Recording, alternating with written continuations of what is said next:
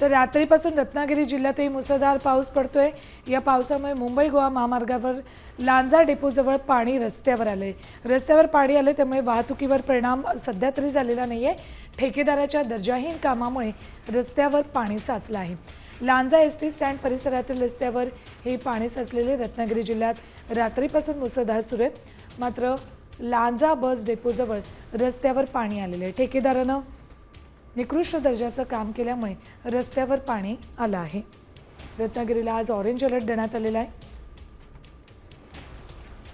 दुसरीकडे रात्रीपासून बरसत असलेल्या पावसामुळे डेपोजवळ मोठ्या प्रमाणात पाणी रस्त्यावर साचले। सध्या तरी याचा वाहतुकीवर परिणाम झालेला नाहीये, मात्र पाऊस सतत कोसळत राहिला आणि हे पाणी जर इथे वाढत राहिलं तर मग वाहतुकीवर परिणाम होईल।